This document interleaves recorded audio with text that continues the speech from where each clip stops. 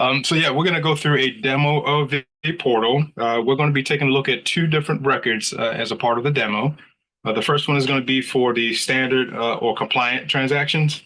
And then we're going to go and take a look at the modified or the potentially non-compliant issues when you're submitting your quarterly report. I put the links to the portal inside of the chat. They're going to be the same links that we've always used for applications, disbursements, quarterly reports, and resources. The first link up top is going to be a link that takes you to a splash page, and I'll show you that in 1 second while I load my environment. It'll take you to a splash page where you're going to select the SSBCI program. The second link is going to take you directly to the SSBCI program page for the portal. One thing I would suggest before I get started while I load up my environment is if anyone is new, has not logged on before, or someone that has not logged on before in a while, I'll give you a couple of minutes to click on these links to see if you're able to log into the portal. If you have any issues, please let us know.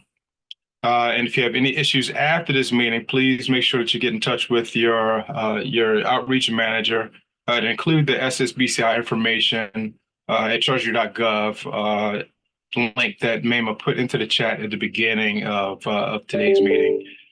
So I'm going to give you a minute or two to see if anyone can log on if they have any issues. Again, if you haven't done it in a while, give it a shot. If it's your first time, go ahead and try to give it a shot to see if you can get in. Otherwise, please let us know.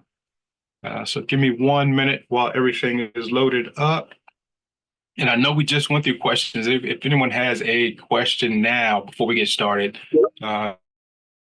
please go ahead and raise that question. And I'll load the environment. We'll get started in 1 minute.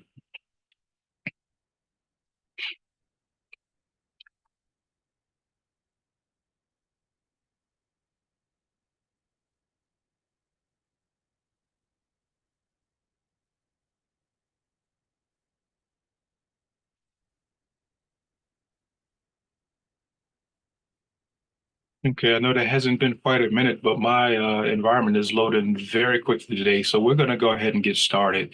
I'm going to share screen. And the first screen that you're going to see is the first link. So if you take a look at the URL in the address bar at the top of the screen, you see it does have CARES Act /S/. Again, that's the first link, and that is going to take you to this splash screen where you can scroll down and select the SSBCI program. Once we select this, you're going to see that URL switch up top to mimic the second link that's in the chat. So once I click on there, you'll see that switch over to the SSBCI-home page. So now that we're inside of the portal, the first thing we're going to do is we're going to take a look at the left-hand navigation area, and we're going to use the Capital Program Reports link that we want to click into.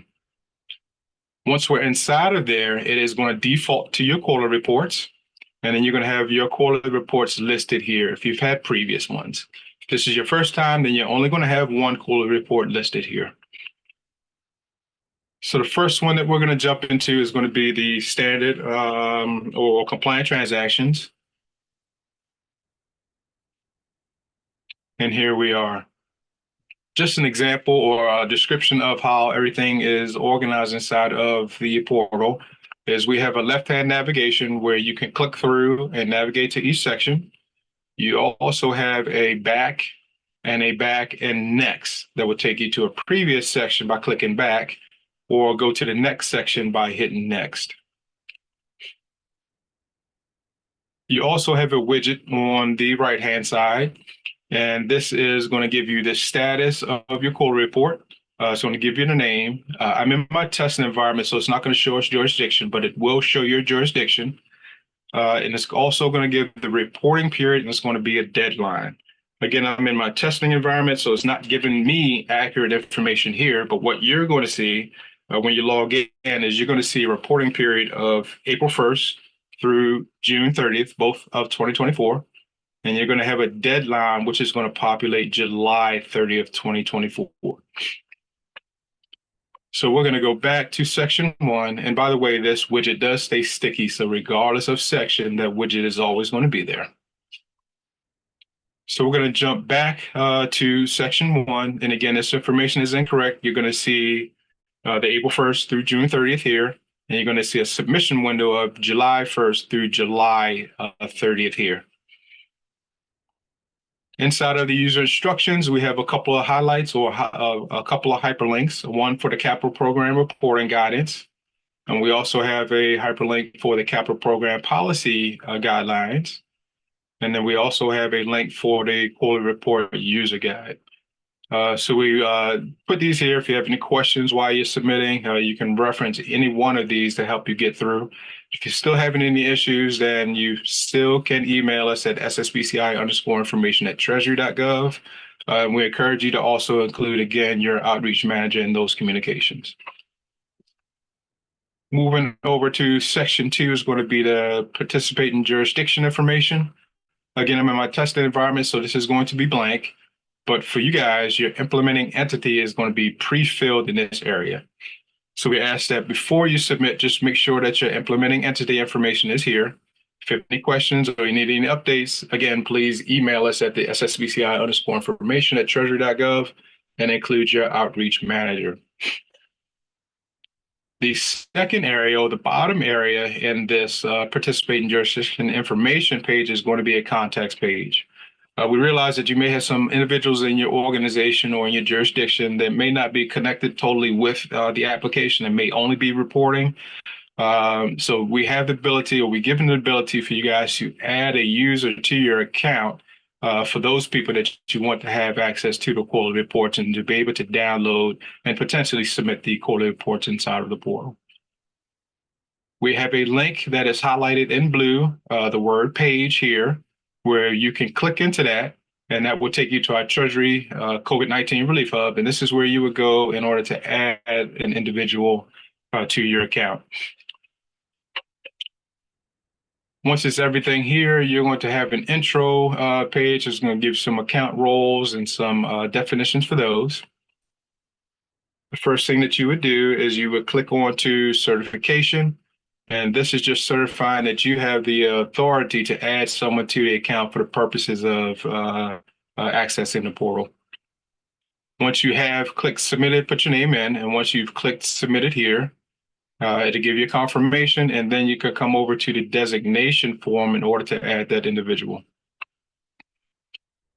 If you have current users and you want to elevate or bring their role down one level, you can simply hit edit. And then once you're inside of edit for a user, you can select the roles that you want to assign to that user or select the roles that you want to alter for that user. And as you mentioned earlier, we do have 3 separate roles. We're going to have the one that's most restrictive, which is going to be the account admin, which can view and download, and that's the one I have highlighted here. We also have the account POC, and this is the one that can view, download, and upload the quarterly report inside the portal. And then we have the authorizer representative. This is the one that is least restricted and can do everything inside of the portal where they can view, download, upload, and submit and certify. So we are talking about capital programs. So some of these have the preferences or preface of SSBCI capital. So these are the roles that you're going to select from for the capital quarterly report reporting. Once you've selected the roles that you feel is important or most appropriate for the person that you're adding, you can just simply hit save.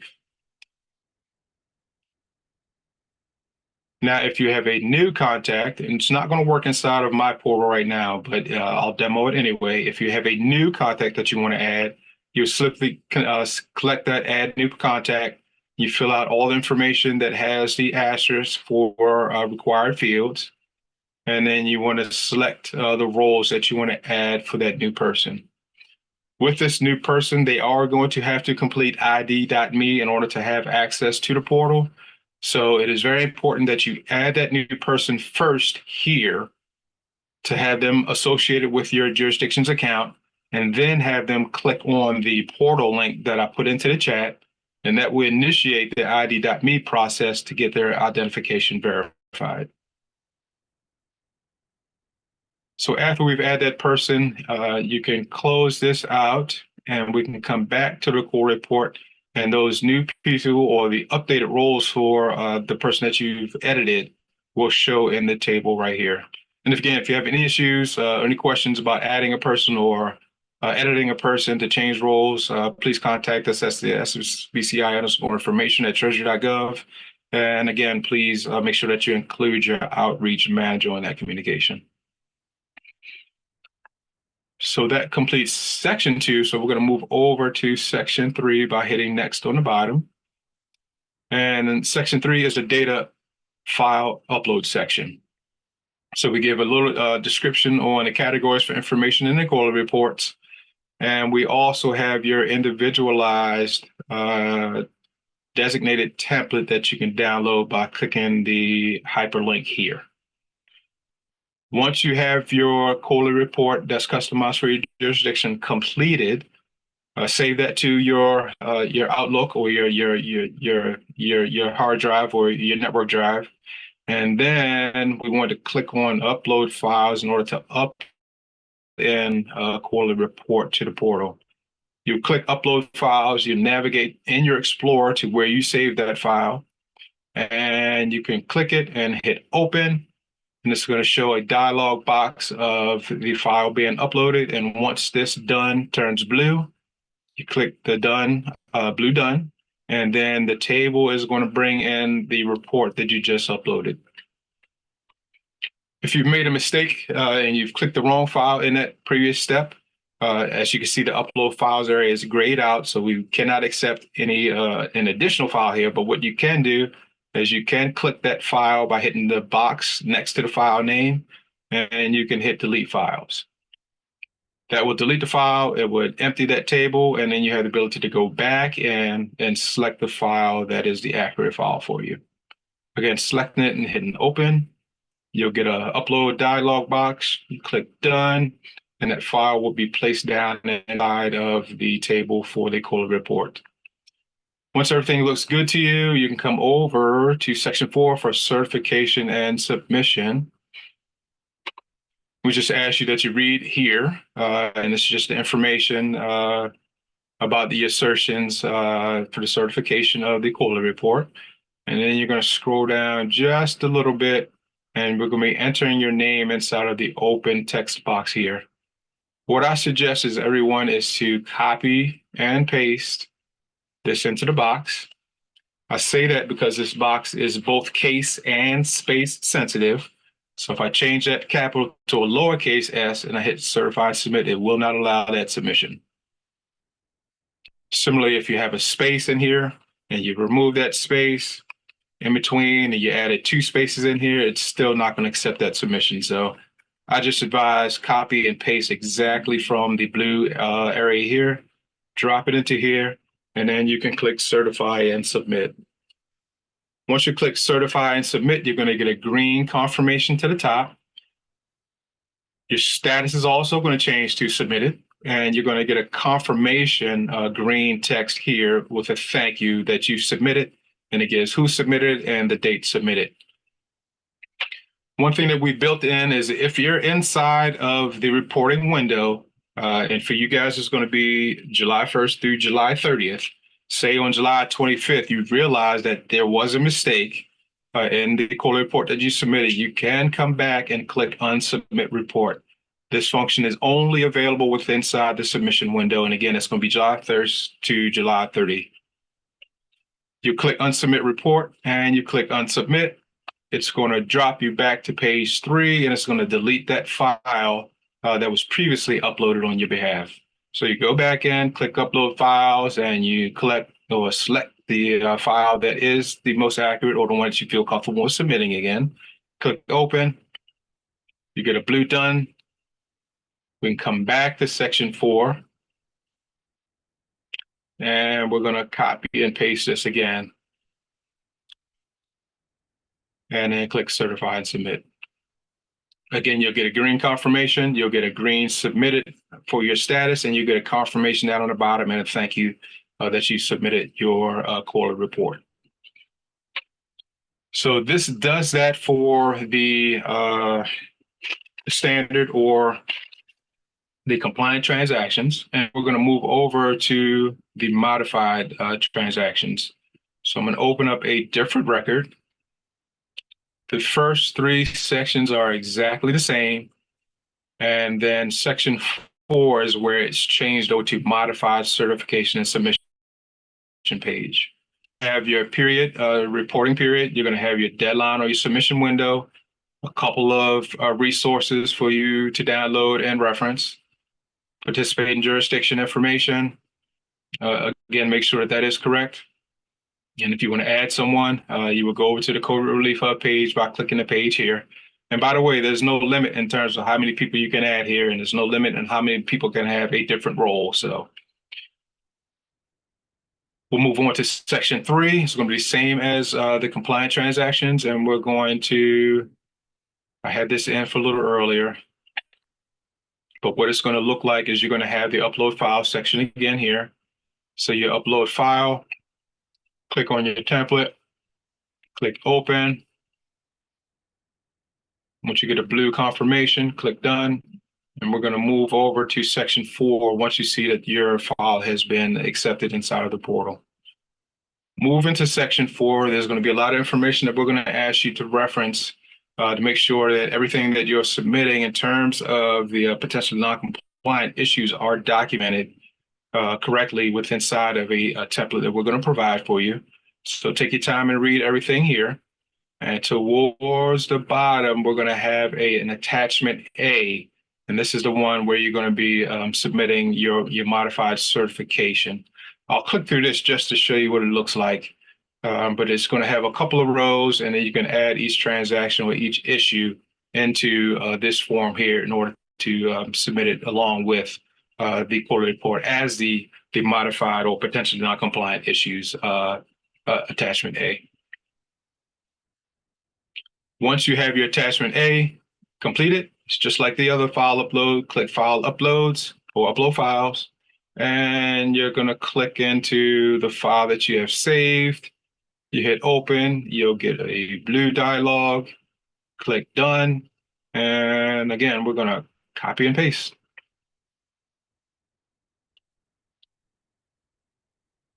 Once you have that pasted in, you can click Certify and Submit. And you'll see everything that you saw before. A green submitted here, you get a green confirmation up here. And if you scroll down, then you get the final green confirmation and thank you. And just like with the standard compliant transactions, you do have the ability to unsubmit report. Simply hit unsubmit, unsubmit, and then you go back through the process of uploading your correct files. So we're going to upload that again. We'll hit open. We'll wait for a blue done. We'll go back over to section 4. And we're going to upload the correct attachment A if that was the issue. We'll hit done again. And I already have it in clipboard, so I can paste it and I can hit certify and submit. And again, you get your green confirmations. 1, 2, and 3. So we realized that the portal is going to open up on July 1st for the submission window. We really would encourage everyone to make sure today that you do have the ability to log into the portal. If you have any issues logging into the portal, we would much rather get those issues out of the way so that in June 1st, you'll be much better prepared to submit your quarterly report with inside of the portal. And that ends today's demo. I'm going to stop share and appreciate everyone's logging in today to the meeting. And I'm going to pass it back over to Raisa. Thank you. All right. Thank you, Jay. So we're going to move into the Q&A portion of our presentation. This is a little bit interactive. So you're going to see a poll pop up on your screen. We're going to start with question 1 out of 5 questions. So I'm hoping to get some interaction from you guys. All right, I'm starting question 1. Someone please let me know if you could see the question. Looking good. Thanks, Jay. All right, question 1. A jurisdiction can transfer SSBCI funds without an identified immediate cash need. So this is in reference to EOT.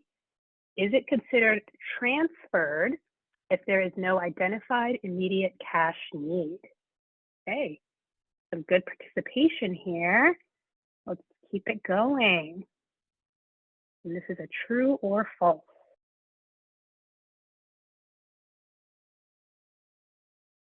Okay, awesome.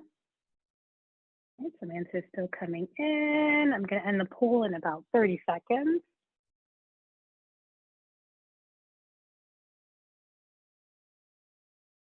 All right, going to wrap it up in 3, 2, 1, and poll. Correct, the answer is false. An initial transfer of funds in anticipation of future but not yet identified expenses would not be considered transferred for reporting purposes. So SSBCI funds transferred by the jurisdiction to the implementing entity or contracting entity that is charged with administering the day-to-day operations of the program for immediate cash needed to fund a loan or investment to an eligible small business or to pay for allowable administrative expenses. That is considered transfer. All right, I'm going to stop on that one, and we're going to go to question number 2. All right, question 2. SSBCI funds should only be reported as recycled once the returned funds are redeployed into new loans or investments. So this is a recap of a topic that Sue has covered earlier on. So when are SSBCI funds considered recycled? Again, SSBCI funds should only be reported as recycled once the returned funds are redeployed into new loans or investments. Is that true or false? Okay, awesome. Thank you guys so much.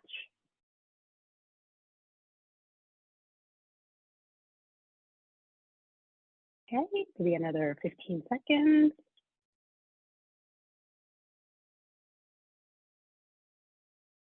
Okay, gonna wrap up the poll. All right, and the answer is true. SSBCI funds would only be considered recycled once the funds are redeployed into new loans or investments. So the jurisdiction should not report returned SSBCI invested capital, which are funds that have been previously loaned or invested until redeployment of that capital. Wonderful. All right, moving into question number 3. This is now moving into multiple choice. Okay, question 3, program income that is used to offset administrative costs should be reported as an adjustment under A, program allocated funds EOT, B, program income, C, direct or indirect administrative costs, or D, both B and C. This is something that was covered in Sue's slides, and Anya also covered it. So what are your thoughts here? I do apologize. The question for me didn't populate. I'm sorry. Are others seeing question 3? I am, Raisa. Yes. Okay. Yeah, I am as well. We can share the questions after, but I can see it right here. Okay. All right, let's give it 10 more seconds here.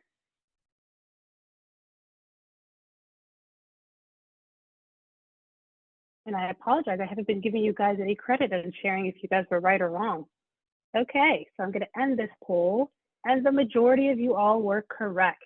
The answer is both B and C. So that was demonstrated by Anya and explained by Sue.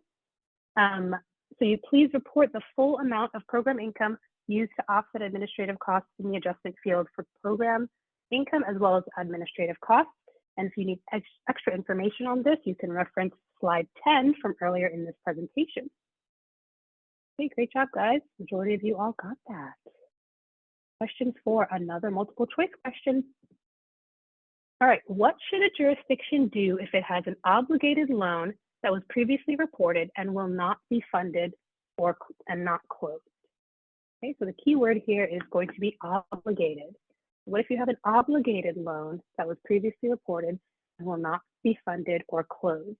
Should you A, contact SSBCI to begin the unenrollment process, B, contact SSBCI to begin the unenrollment process and make an adjustment on the next quarterly report, or C, just report as an adjustment on the next quarterly report? Right, answers are rolling in. Wonderful. Ooh, it's a tight race here.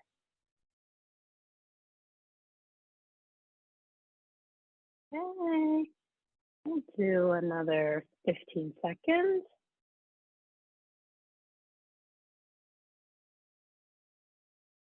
Okay.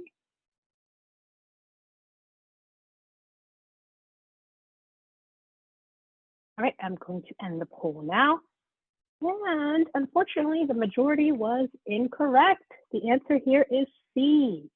As mentioned earlier, there are 3 acceptable justifications for adjusting prior quarter reported allocated funds EOT, one of which was removing an obligated loan or investment that is no longer expected to close.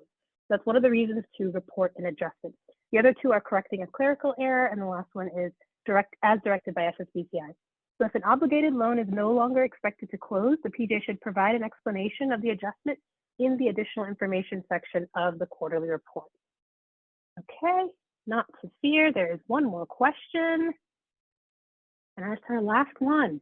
Once Treasury provides conditional approval for an unenrollment, the unenrollment process is complete. Is that true or false? Think back to the timeline slide that Sue had showed us earlier and where the conditional approval falls on that timeline.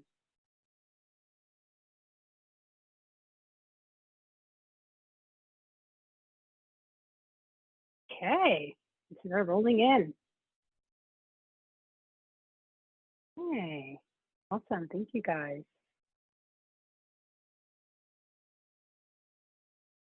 All right, I'll give it 10 more seconds.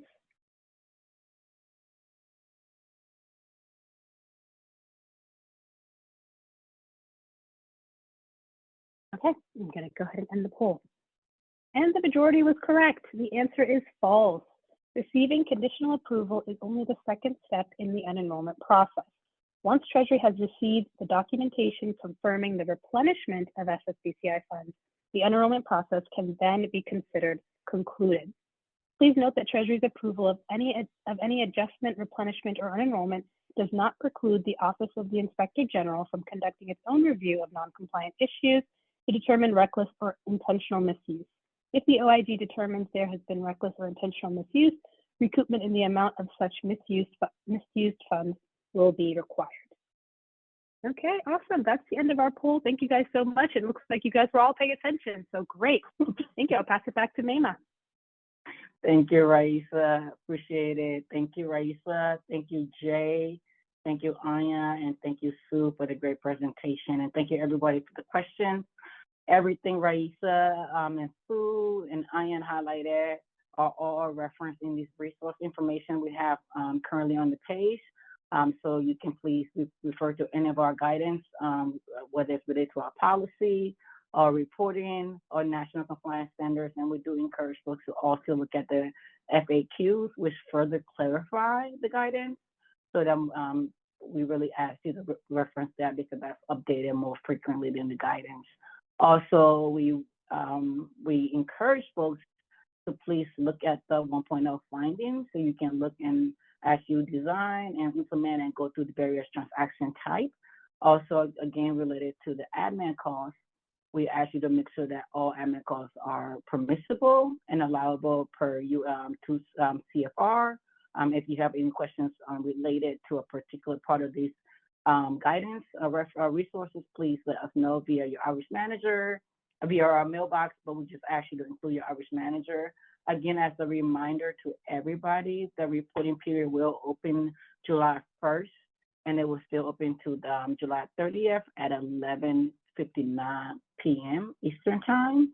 If you do have any issues, please reach out to us. As Jay encouraged, please reference all the resources we have, and also try to reference our reporting portal to make sure you don't have any access issues. I'm going to stop talking and let you come off mute if you have any questions. I know we had an extended training because we took some time from you last time, so we are also happy to give you some time back. We will share all of these resources we discussed today, and we will also share the training, which you can also reference as you prepare your quarter 2 reporting. And I said I was stop talking, but I lied. We will have a disbursement request training happening July 31st for any jurisdiction that's 50% or more. If you are interested, even if you're under 50%, we do encourage you to reach out to us, to your outreach manager, and we will include you in that training. We just want to make sure everybody's prepping up to make sure that you can have a clean disbursement process. And also, we will share all of these resources, including the deck and the Q&As that Raisa just covered with you sometime later this week or no later than early next week. And again, we appreciate all your participation, and thank you everybody from the SSBCI team. I will stop talking. Please jump in with any questions. Thank you.